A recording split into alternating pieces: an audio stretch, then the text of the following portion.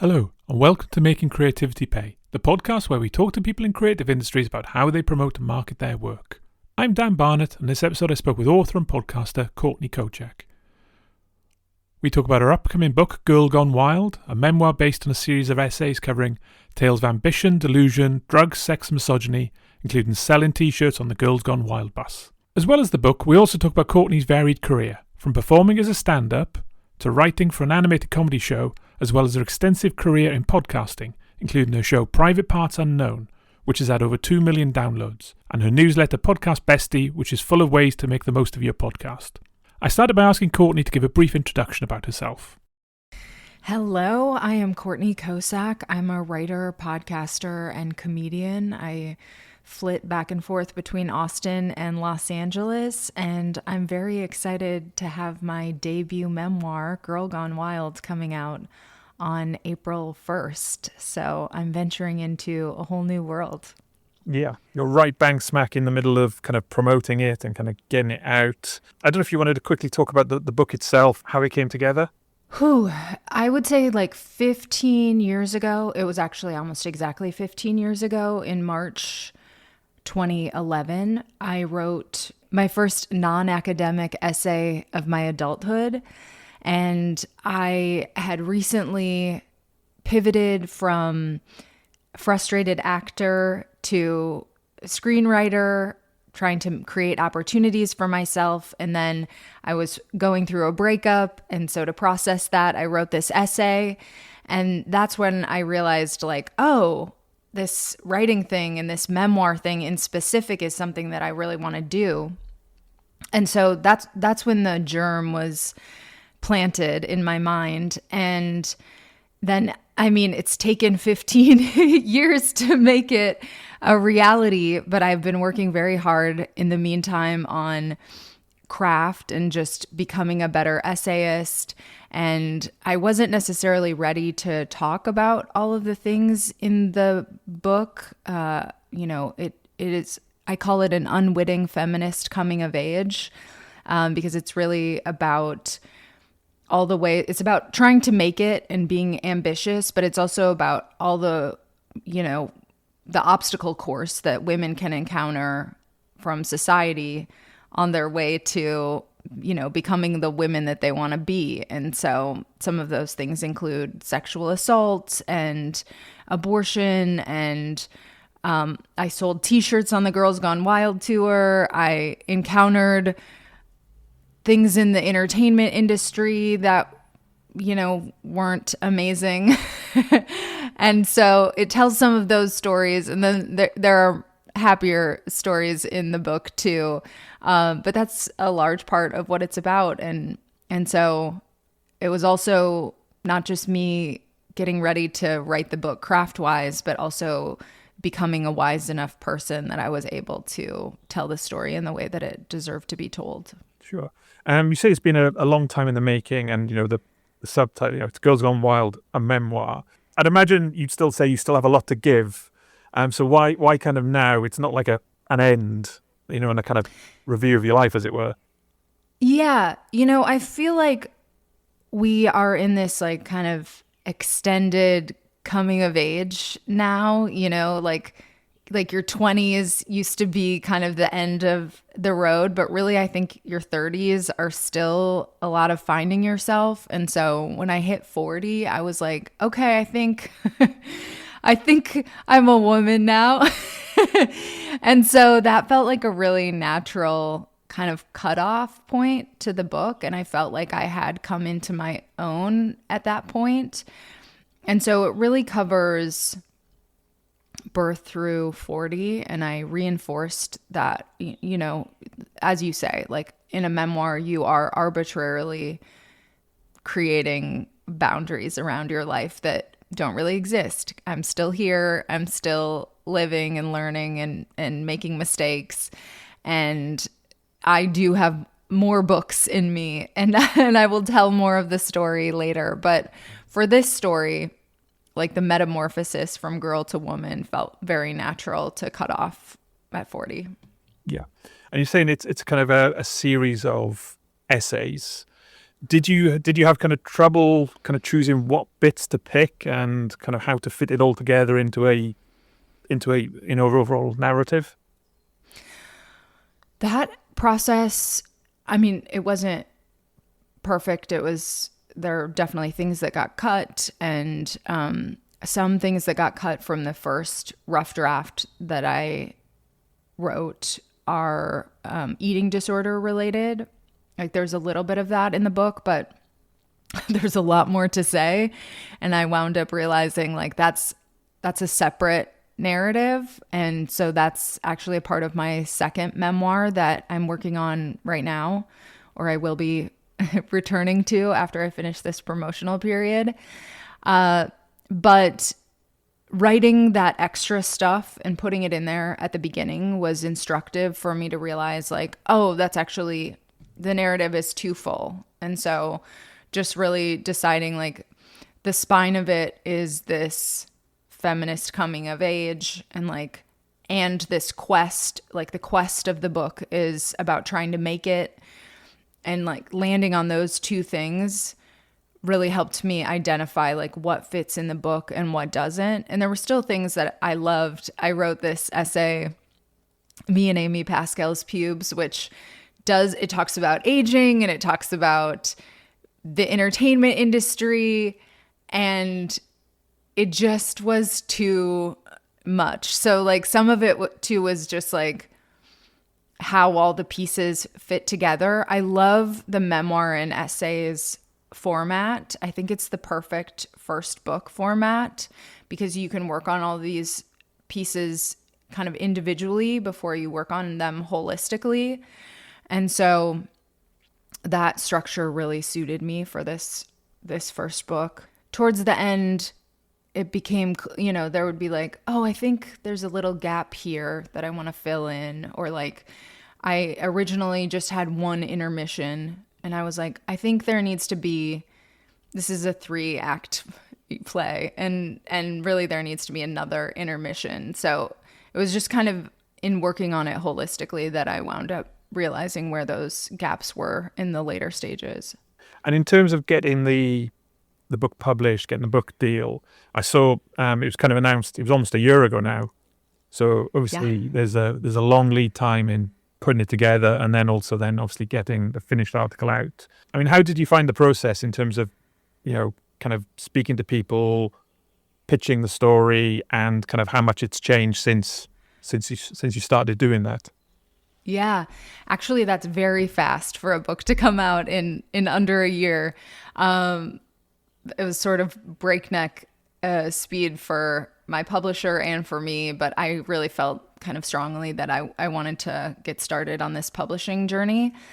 I found my publisher through a contest, actually. I wound up publishing with Trio House Press.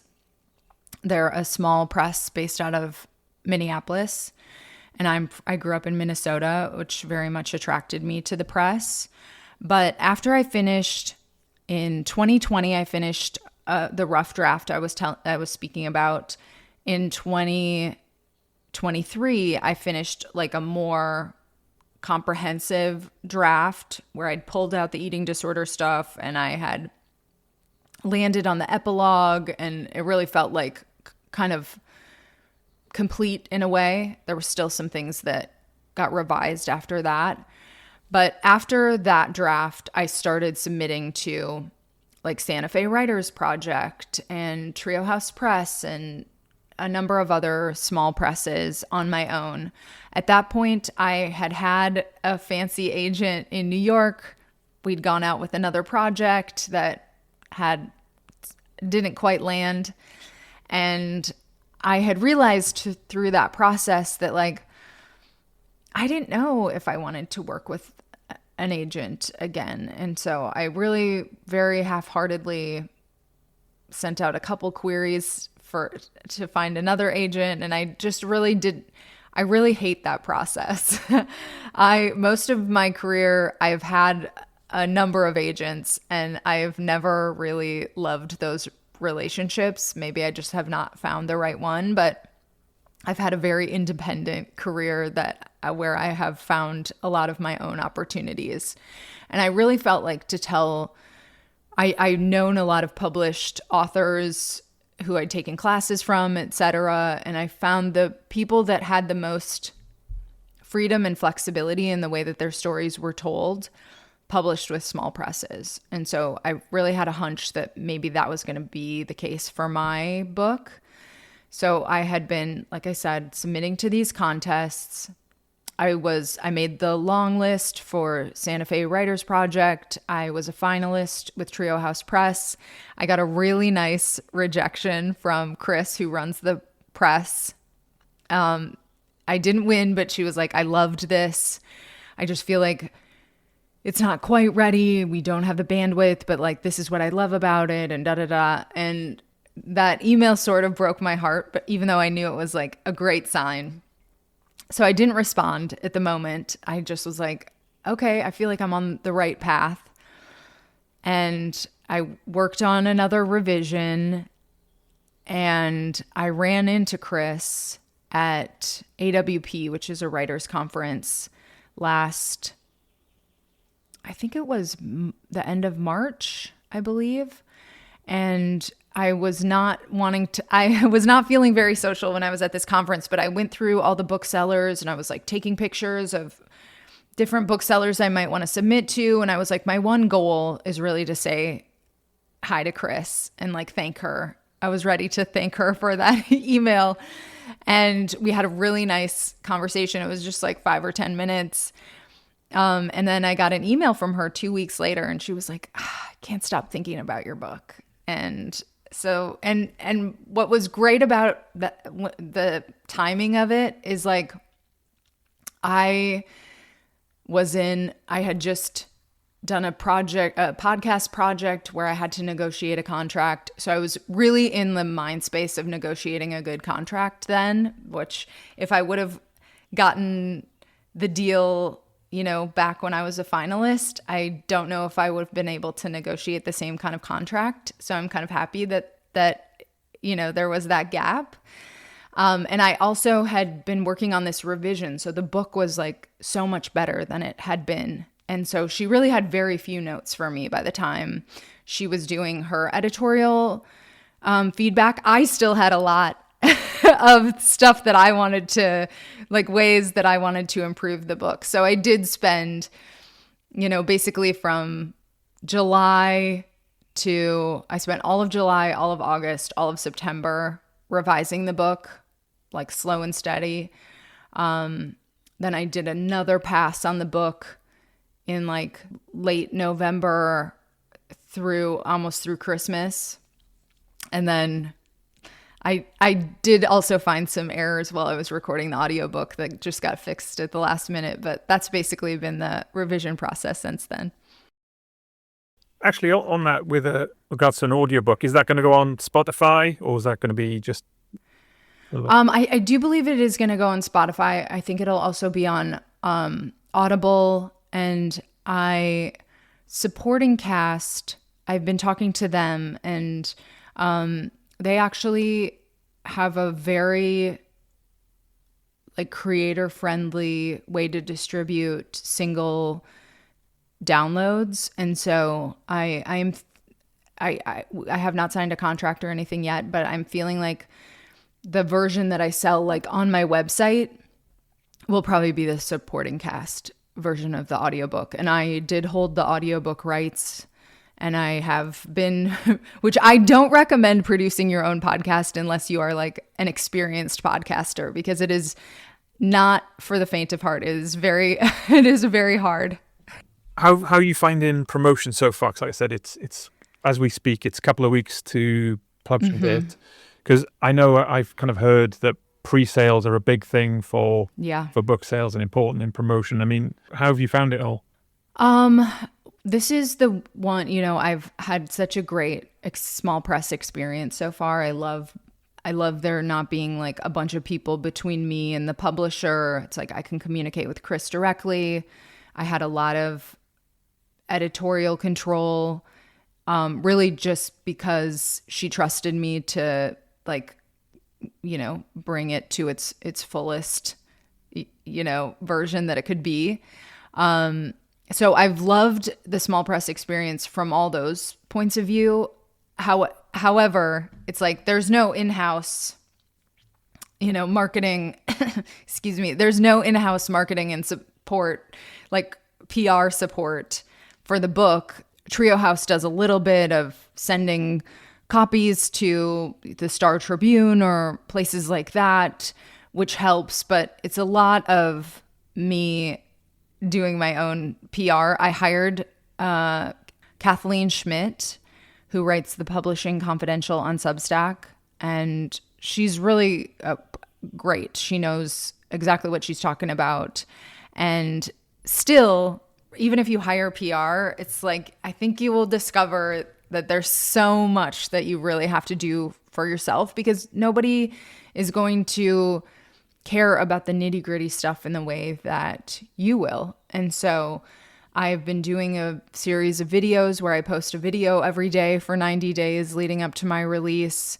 And I'm really grateful that I've created the platform that I have. It's not huge, but like I have Podcast Bestie, I have The Bleeders, I have my podcast Private Parts Unknown. So I have audiences that I can let them know that I have something coming. I also teach writing and podcasting. And so I've done 2 pre-order campaigns. One, if they took one of my one-off classes in February or March, a copy of the book was included. And I'm doing another campaign that's wrapping up at the end of this week called The Confessional. Basically, if people order 10 copies of the book, then they get to participate in this 5-week, 2 sessions a week memoir writing residency, basically, where I'm going to share all my tips and tricks, and we're going to do some guided writing, and there's going to be Q&A time. And so I really just wanted to create an opportunity to like work closely with some of my favorite students that have been with me. And so I have that going on, but there's so much that I cannot control. And also, I'm really happy that I've been podcasting as long as I have, because I also had relationships with, like, I'm going on Behind the Bastards, and I had relationships with other podcasts. I was just on Shameless Sex, and I would not have made those guest appearances if I would not have been active in the podcast community. And so I really think also, just like as far as tips for other people, it's like, make the platform before you launch the book. Like, that sort of needs to be in place so that you can tap into that when it's time. Yeah, I think that's the thing. I see sometimes, someone's doing a show at the Edinburgh Fringe or whatever, and then they start an Instagram account and they've got like 15 followers, and you think that, it takes a long time to kind of build that up and get momentum. And, like you said, you've been podcasting for a number of years, and you kind of build that kind of up, and, it's, for what, get a bit too, geeky marketing, they talk about, flywheel and all that kind of jazz. Mm-hmm. And it's true, is that, it gets easier if you've got that platform to promote from. Yeah. And I'm hoping, I've obviously learned so much promoting this book. So going into the second one, some things that I would do differently are like, I would really allow a longer lead time. Like, I am wanting to publish again in the next 2 years, but like, I'm not going to do that a year from now. Like, that's too close. Like, I really do need all of the lead time. And so really just like being strategic about that, I think is helpful. Talk about another book there, but jumping ahead with this one, could you see the book living in a different form? So whether that's TV, stage, or individual excerpts of particular essays? Yeah, I mean, obviously I'm working on the audiobook, so that's going to be the first format. And then I've already written, I also held the TV and film rights because I had already written a pilot for the Girls Gone Wild section of the book. And so It's good. It's ready. I definitely will be trying to sell that even more intensely than I had been in the past. So that's something that I'll be working on this spring and summer, is like trying to find a good producing partner or attaching the right actor or whatever the path of this pilot is to try to make that a reality, which I'm very excited about pursuing. And, you know, I think I can see it living definitely beyond the book. And I'm not sure exactly what that's going to look like yet, but I'm excited about the possibility. Yeah, definitely. No, I think I first kind of heard of you through your various podcasting bits. So, you know, there's a number of things. There's Podcast Bestie, which is about podcasting itself. And then you've got a couple of other podcasts as well. In terms of the medium, what kind of got you into podcasting in the first place?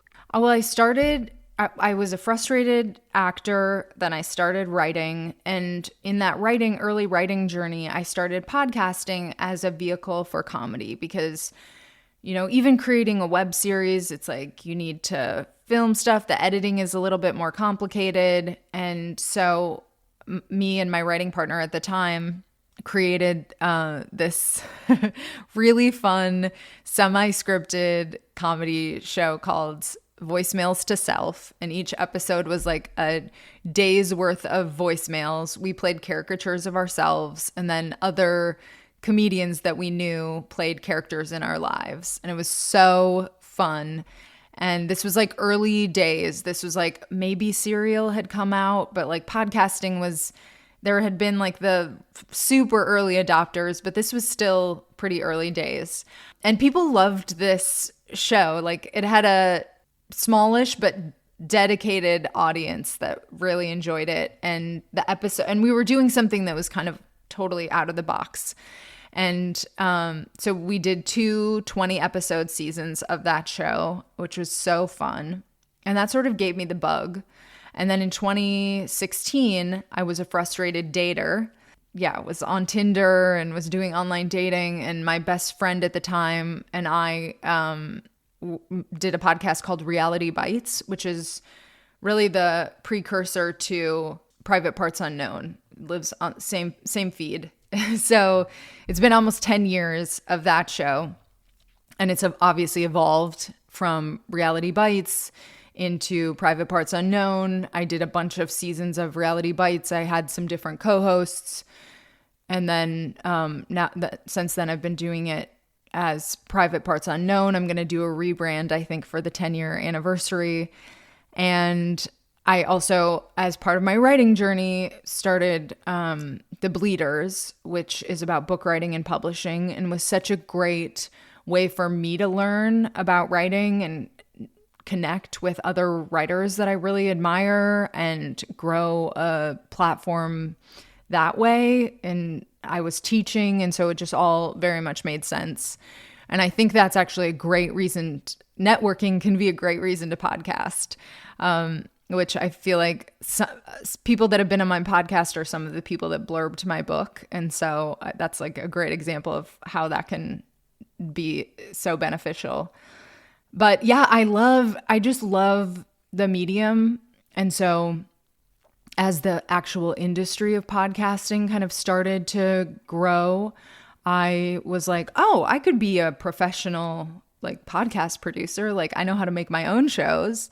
And so like 2017, 2018, I was really working on like getting into producing other people's podcasts. So I produced podcasts for celebrities and CEOs and like the Bella twins. They go by the Garcia twins now, but they're like WWE Hall of Famers and reality stars. I produced their podcast for 2 years. I produced a show for the CEO of PayPal. I produced part of a season for Girl Boss and a bunch of other shows at the time. And then I just kind of hit a wall. I wrote a show for Netflix. I did a show with a big celebrity that wound up not coming out. I did a bunch of things. And then I sort of got to the point where I was like, oh, I'm not getting younger, and like I really want to focus on my own. It takes a lot of time and energy to produce somebody else's show, and so I really just decided like I want to go back to my own work and do that as much as possible. But I loved all my podcasting experiences and the things that I learned from them. So really that's Podcast Bestie came out of my teaching podcasting and my professional producing. And I just was like, I want to keep that conversation going. I would teach like a 6 or 7 week class. And then I would be like, there's so much more that I want to tell my students. And like, what if I'm not even teaching the class anymore? I just have people that subscribe to my newsletter, and I can sort of like keep the conversation going that way, keep learning myself. And so really that's what Podcast Bestie has been all about. Sadly, I mean, when you do so many things, you can't do everything 100% all the time. So for the past like 6 months or so, I've really just tried to show up every month to serve my paid Podcast Bestie audience. So I haven't been doing as much. Like I am looking forward to doing another full season for Podcast Bestie, but I just could not do that during book launch. So I'm very much looking forward to going back and being able to speak to my whole email list for that, you know, when the book is out into the world. And in the world of podcasting, I mean, how do you feel it's gone? I mean, do you think it's kind of gone away from its roots, or there's enough space for everyone and you can kind of do what you want? I do think there is enough space for everyone. People get upset about how saturated the industry got with like celebrities. Did every celebrity need a podcast? And I would say I'm not mad at them for trying. Like it is a great medium, and like I see, especially for comedians, I love We Might Be Drunk. I love Tuesdays with Stories. I love Stavi's World. And for like comedians selling tickets at the end of their podcast, that's a brilliant business model. And so like I'm not mad at anybody for trying. I think it can be an incredible tool for kind of anybody, regardless of what you do, in terms of, as we were saying, like networking, like becoming a thought leader in your career, whether you're like an IVF specialist or, a therapist or a physical trainer, like whatever you do, I feel like there's a case for having a podcast if you have like the personality and desire to do it. And it can be a really smart way to kind of have that, along with a newsletter, be sort of like the main hub of your whole ecosystem. So has the industry gotten kind of saturated? Yes. But I don't necessarily think that that's a bad thing. And I also think, people try it and not everybody keeps going there. So, I mean, there's some statistic like, 80% of podcasts don't make it. This is not the correct stat, but something like 80% of podcasts don't make it past 20 episodes or something like that. Yeah. There are a huge amount of podcasts that just kind of peter out, and like, good for you for trying. And it's not for everybody. And people figure that out, I think. If someone was starting now and they were saying, I need a YouTube channel, I need to be on video, I mean, would you say that, yes, that's the way it is now? Or would you say, no, just keep it simple to start with? That's so interesting that you say that. I just taught a class and I'm of two minds about it. I do think there's like the YouTube discoverability mechanisms are way more powerful than like on the podcast apps. It's harder to discover shows, but it's a whole nother beast. Editing video and editing a podcast, it's not the same skill exactly. Audiences don't necessarily want the same thing. How I encourage my students to start playing around with video in a very like low stakes, low like production lift kind of a way is through Substack Live. I really think every podcast should have a newsletter.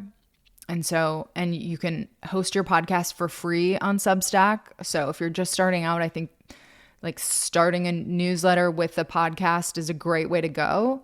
And then on Substack, you can also do like Substack Lives. They just built a tool where you can record directly in Substack. I haven't tried that yet, so I can't say if I recommend it or not. But the great thing about Substack Live, and I've done some interviews where I do this. If you check out the Private Parts Unknown, I've done it on the Bleeders too, but you can see it really clearly if you check out my Private Parts Unknown Substack, is that what I'll do is I record the podcast interview in Squadcast, which is what I usually use to record, much like you use Riverside.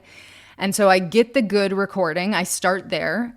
I migrate over with my guest to Substack Live. We'll start the live. We'll do like the interview in Substack Live. Then we'll go back over and I'll get a slate for them to just make sure I have the proper thing to go at the beginning of the episode. We'll wrap up the recording. And then what I do is I release the video version, which I don't have to edit at all. And people see the Substack Live and they have a different expectation for quality. And it's like totally fine quality. It can auto publish to YouTube, so it can go there directly. The clips get a ton of views. It will automatically generate clips and you can publish 4 of them automatically. And like the clip, even if you have a very small, like my Bleeders YouTube is like, I have maybe 400 subscribers, not very big, but those clips will all get like over 1,000 views. And so that's the way that I think it really makes sense to start playing around with video. But beyond that, I think really just focus on making a good audio show. Like that's going to give you, I think, everything that you want out of podcasting. I don't recommend having 2 camera setup and like having that, unless that's the basis of your show. I don't recommend starting podcasting like that. And it's interesting kind of saying about having a newsletter. Yeah, I mean, I've recently got up to, but yes, it's then another thing that you have to kind of tick off and make sure you do and that kind of stuff. I mean, though I will say have a newsletter, but I don't think even if you squat on the newsletter, so you just having a newsletter that you can say sign up for this, even if you're not servicing that all the time and you're not like every week or every episode putting out a newsletter, that's okay. The thing about podcasting is you have a very intimate relationship with your audience. Like your audience is listening to your episodes for maybe up to an hour. And so they know you and they trust you and you're in their ear. And that's like an incredible relationship, but you're reliant on them to go back to your RSS feed. That's the only way that you can reach back out to them. But if you have a newsletter, even if you're just collecting their emails, let's say you have a live show or something, or you're up for an award or whatever the case is, even if you have not been emailing them, which nobody's mad if they haven't gotten an email in a while, you can send an email out to people and say, hey, I'm doing this live show, which you would otherwise not have a way to communicate with that audience unless they came back and listened to the specific episode that you said that on. So that is my case study that is my argument for why you should have a newsletter, not that you need to be emailing them every episode. I was going to say around that, I mean, I find it interesting, people will take different things from what they want. So, like you said, you might have an hour's chat with someone. And I know some people who put that out and then also do a kind of transcript or an edited transcript. So that might be a 15-minute read. And then other people, it might be a 2-minute YouTube or a 30-second TikTok even. I guess it's kind of repurposing it. And for some people, and half a minute, 30 seconds of you is enough for what they want. And then other people, an hour is great. Yeah. And, people are comfortable on different platforms. So, yeah, I don't have the bandwidth to be perfect on every platform, but I do try to put out one clip from an episode or, at least every couple weeks reach out to my email list or whatever, even though the real thing that I'm trying to be consistent on is the actual podcast. We were talking earlier, I was kind of saying, there's a number of things you do. And I've kind of found it interesting kind of doing this because I don't come from a creative background myself. I'm very much a numbers guy. But, everyone I speak to in this, they're not just a photographer or an artist or a comedian. They will do a whole range of things within creativity. And I know, you do stand-up comedy as well. How do you kind of fit those kind of different things in? And are they different bits of you, or do they kind of overlap quite a lot? That is a good question. I'll start with how I execute, and that has changed over the years. What I have realized more in the last couple years is like, I do a lot of things. I can't do everything at one time. So like, I'm going to promote the book for 30 minutes, and then I'm going to work on my podcast for 30 minutes, and then I'm going to write a newsletter for 30 minutes. Like, that would just make me crazy. So I can't even try to do that anymore.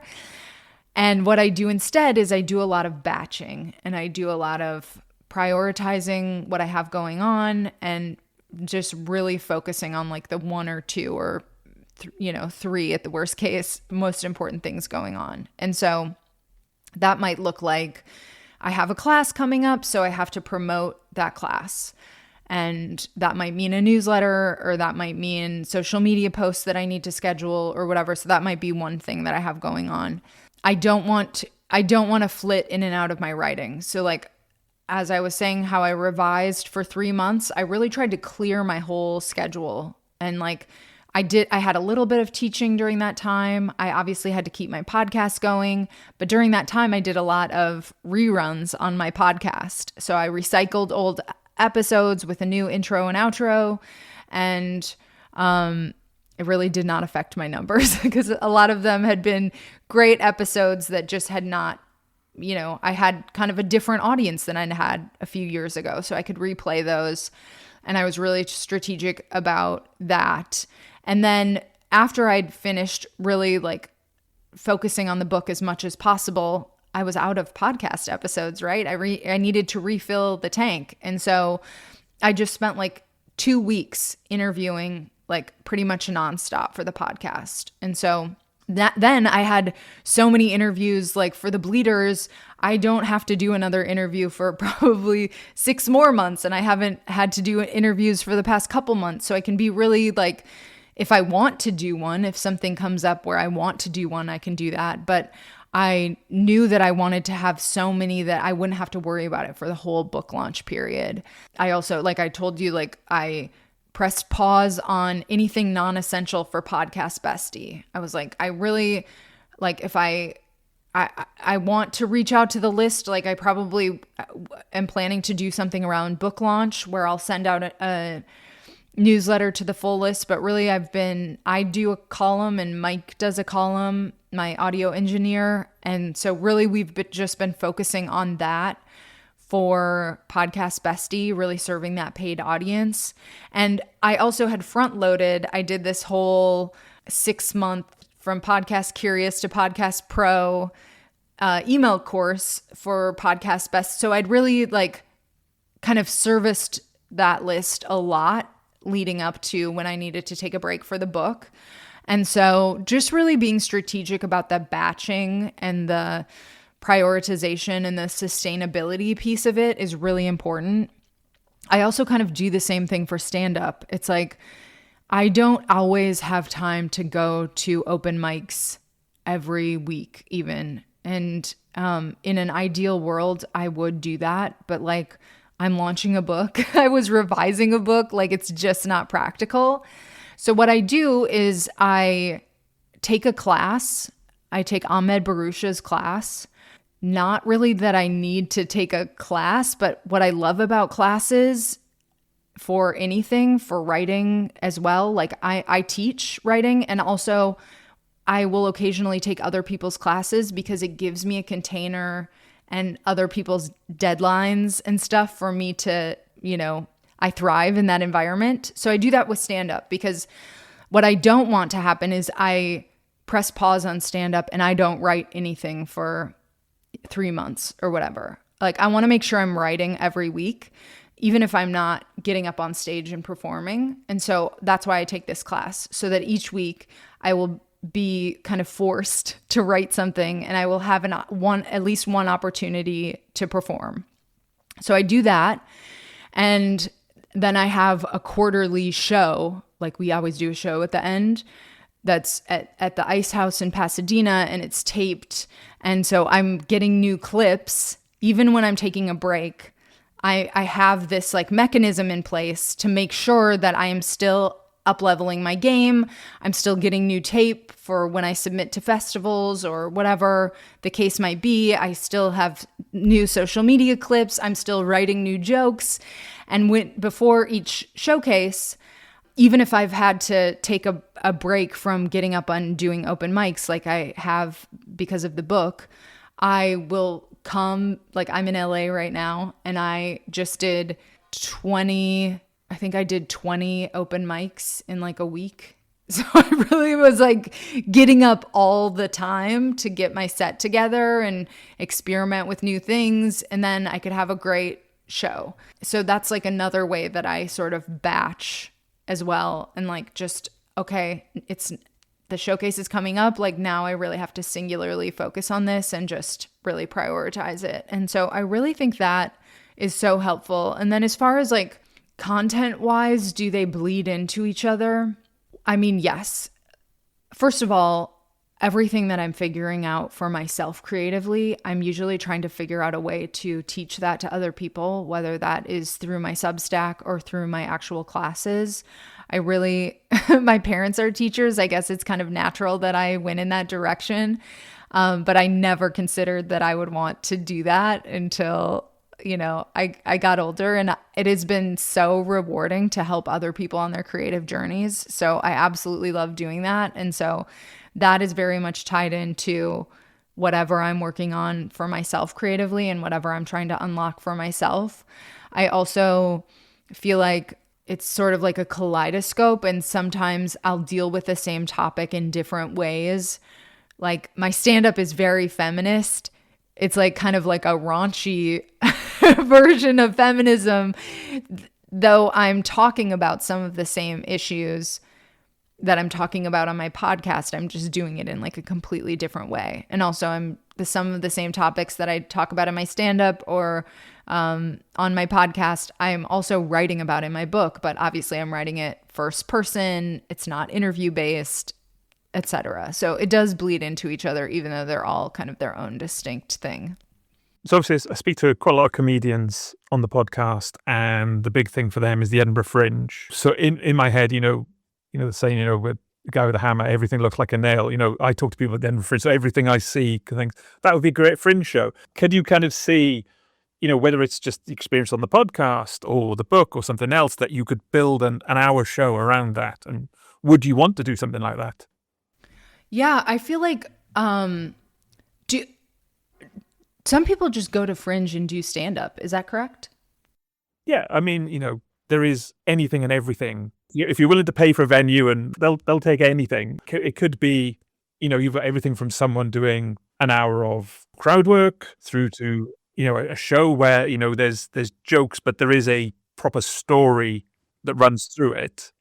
Yeah, I think I do know some people that have gone just to do like in the LA scene. I know some people that have gone just kind of seems like doing more stand-up, but then also I know a ton of people that have gone with proper shows, including I think the head of my podcast network is doing a like mime kind of show, which it looks very funny. I have not seen it yet. Yeah, I had more kind of visions that I would want to do a hour-long, like one-woman show kind of before I'd started properly doing stand-up. And now my brain just works in such a way that I love stand-up. What I do is I wind up writing these like pretty extended bits about one thing, but they are like distinct bits. So my stand-up is maybe like a 3-minute bit on this and a 3-minute bit. I don't do a lot of like one-liners or anything like that. So that's kind of where my mind is right now. I don't have anything calling to me that like I need to put this experience into like a Fringe show. But that's not to say that won't happen. A lot of the best shows seem like someone kind of processing like a kind of situation through a show, and who's to say that could definitely happen to me, and I might want to process it that way. Yeah, I mean, the number of times I'll speak to someone and they'll say about some terrible event or some big life-changing thing, and they thought that'll make a great show, and you almost like as it's happening, they're in their head, they're thinking, this is great content. But yeah, that definitely happens a lot. Thanks to Courtney for coming on to the podcast. You can find out more details in the show notes about where to find Courtney online and where to get her book. If you enjoyed this, check out our other episodes of a variety of comedians, musicians, authors and others in creative industries talking about trying to make creativity pay. Thanks for listening.